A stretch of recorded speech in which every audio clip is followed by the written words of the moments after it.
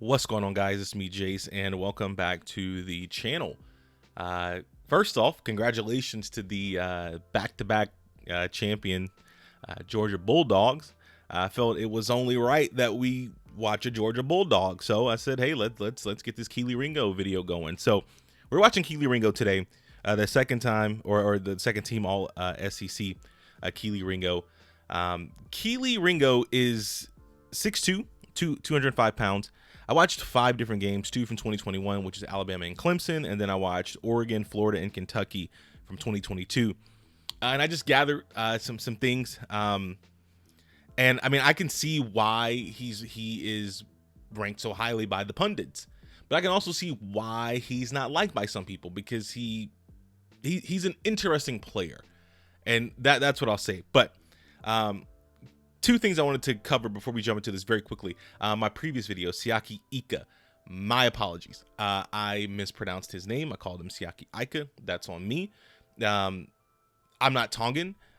Someone actually corrected me and gave me like an explanation of why it's pronounced this way, which I appreciate. I don't mind the correction, especially if I'm not saying someone's name correctly. So I do appreciate that. The second thing, we're over 30,000 views, over 300 subs. I greatly appreciate it. As rapidly this thing is going so fast, it's crazy. It's hard to keep up with, but I really do appreciate it. And we're gonna keep going. Like I said, we're not stopping. Let's talk about Kelee Ringo though. Kelee Ringo, athletic corner. He brings, his ball skills are somewhat, they're not elite because you don't really see the interception numbers, but he has a hell of a lot of pass deflections. So he does a good job of getting his hands on the ball. Finished his career with double-digit pass deflections. The thing that really sets him apart, though, is his ability to play anywhere. He can play outside. He can play inside. He could play in phase. He can play out of phase. Like he really can play anywhere, and you can understand why people look at him and they're like, hey, this guy could potentially be CB1, come April.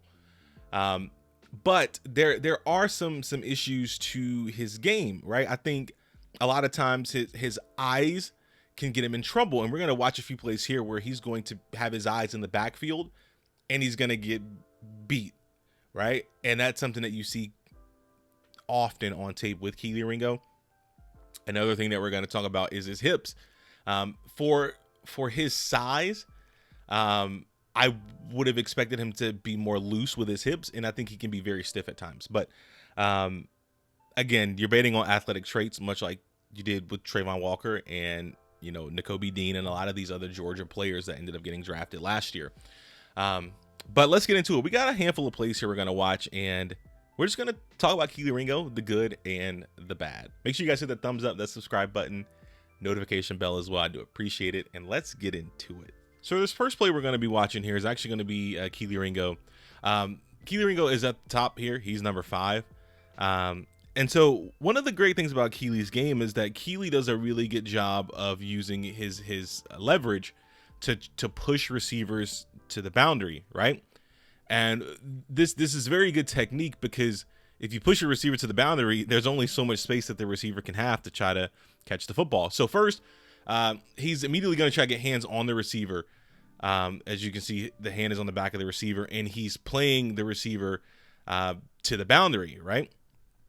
So really, he's not even looking back for the ball. He's playing this receiver to the boundary because he understands that if I can continue to run this receiver, I can push him out of bounds, right? Or I can get it to the point where he can't catch the ball. Now, that receiver turns his head. And this is the great thing about Kelee's game, because you see a lot of corners, like pro corners, who still can't get their head around in the NFL. Where Kelee's whole thing is, Kelee is going to track that receiver, because based off how he gets off the ball here, his eyes are looking at the receiver. So he's mirroring whatever the receiver does. Receiver puts that head back, he looks for the ball, Kelee's head turns around at the same time. Now they're both looking at the ball. Now this is how you can avoid like pass interference or face guarding. You look back for the ball, right? So now they're tracking the ball down the field, and Kelee is riding this receiver out to the boundary, right? This ball ends up being incomplete, right? Which is a very good rep. And we're gonna watch it from the end zone angle here, and we're gonna watch Kelee up top here. So first, as I said, You can see the receiver's head here. Kelee's looking back for the ball as well. It's a mirror. It's a spitting image. They're doing the same thing. Kelee's running this route for him, but Kelee has so much contact on him that receiver, he can't get away. One, because he has the boundary, so he can't like pull away and try to get upfield, or he's gonna run out of bounds. And Kelee ends up driving the receiver out of bounds, and so this is where the play ends. The receiver is here. That's how much space he has. Like that's Kelee's game. Kelee is a technician, especially on these deeper routes like this. So of course, here's Kelee down there at the bottom, as you can tell by the big yellow arrow, as I always say. And we're gonna run the play here for a second, and we're gonna see Kelee open up here, and Kelee's gonna get the interception. So, all right, as I said, we're gonna run the play here, and then yes, Kelee dangerous with the ball in his hands as he covers a lot of ground here. But we're gonna run the play back, and we're gonna watch him off the line of scrimmage. And this is why I say if you're an NFL team, you're betting on his athleticism, because once this ball is snapped, right, Kelee opens up, and now it looks like Kelee's completely lost his leverage. But what Kelee's doing is Kelee understands that I can play underneath because I have this safety over the top, right? So if the ball is overthrown, it's going to be intercepted by the safety. If it's underthrown, it's going to be picked by me, Kelee Ringo. So it's a very good play here. And so a lot of times when people see plays like this, they think that, oh my God, the receiver beat the corner, and really it's about the leverage, because Kelee in his play recognition understands that I got help over the top. It's to some people it sounds like a small thing, like a small task, but you watch pro players struggle with things like this, where that safety does not come over the top, or there's miscommunication, and you do not see this in the Georgia secondary. Everybody is on the same page here, and this is what I mean. Kelee has the ability to make up that ground, intercept that football.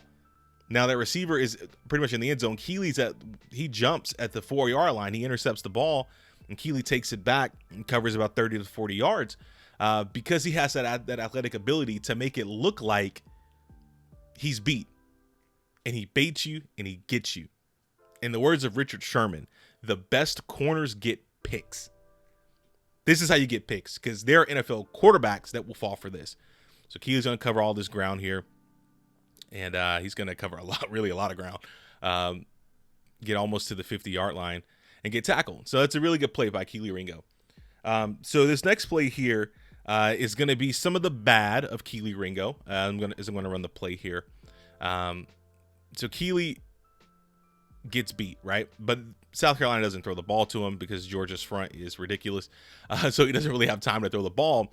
But this is a problem that you see a lot on tape with Kelee Ringo, because Kelee's going to open up and he's going to go he's watching the quarterback basically, right?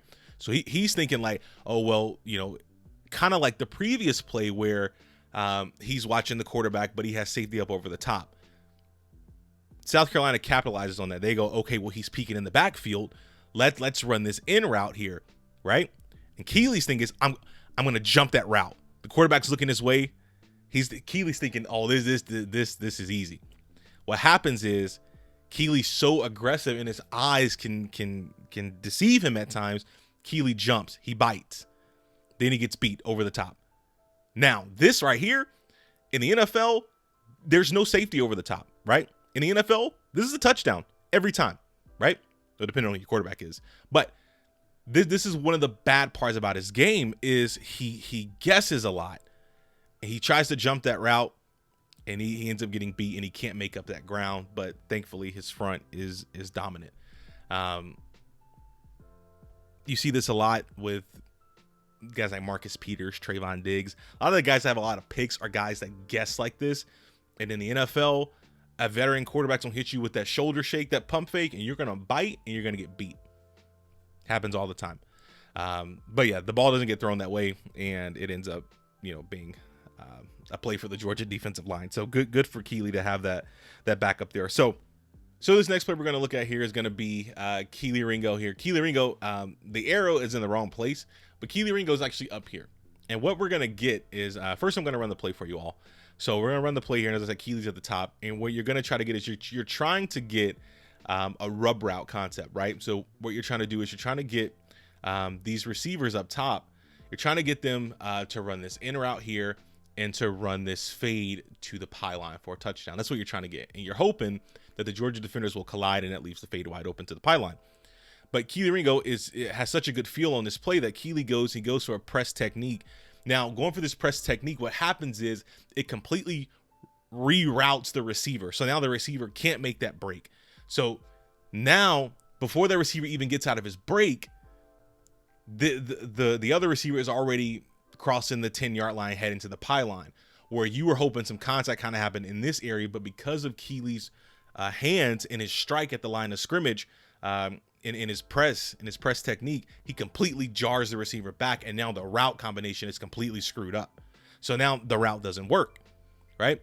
So then they're going to just fire this ball into there because Kelee doesn't really have leverage, but really you're just kind of trying to take what you can get, because this play is completely ruined, all because of Kelee's jam at the line of scrimmage. He makes the catch, tackle immediately, throws him down, and it's what, a 2-yard gain. But this is very good technique here, where again, we'll run it again, boom, strike right there, hands on him, run the play again, receiver swipes his hands away. But at this point, this fade route, the receiver's already past the other receiver where they're supposed to run that rub concept.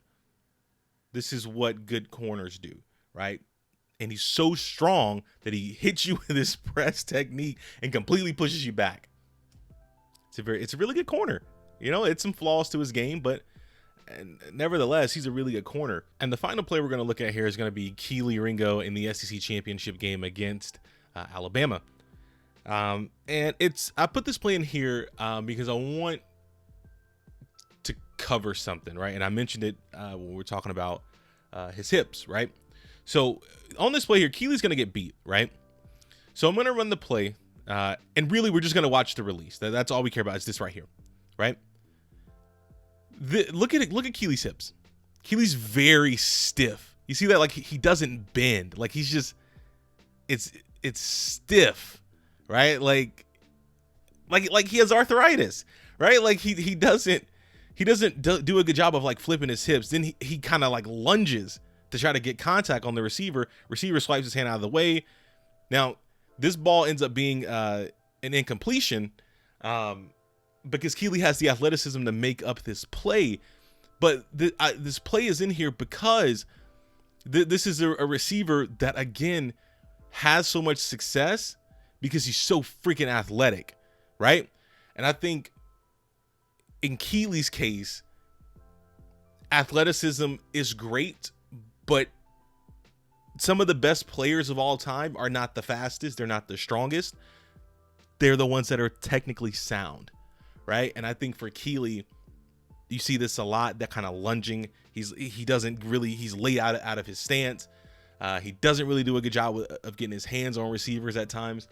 And this play kind of encapsulates the problem that you see with Kelee Ringo, where it's technique and it's something that's fixable, but it hasn't been fixed at Georgia because Kelee is so freaking athletic that in college, your athleticism can make up a lot of your technical deficiencies. In the pros, no matter how athletic you are, you got to be fundamentally sound. And you squatting and lunging like that at a receiver, if you do that and you lunge at Jamar Chase, at Justin Jefferson, at Cooper Kupp, at any of these receivers, they're going for a touchdown. That's technique. That's not a slight against Kelee. That's not to say Kelee can't fix it, but it's just to show that yes, Georgia won the national championship, and yes, Kelee is second team All SEC, but Kelee has some flaws in his game that are correctable, but are noticeable. Hope you guys enjoyed the video. Make sure you guys give it a thumbs up, hit that subscribe button, hit that notification bell as well. I do appreciate it. Up next is actually going to be, surprise, it's going to be another corner. It's actually going to be Christian Gonzalez. So that'll be the next corner we look into. But I hope you guys enjoyed the video. Again, thumbs up, subscribe button, notification bell. I do appreciate it. Tell somebody about the channel. And y'all be good.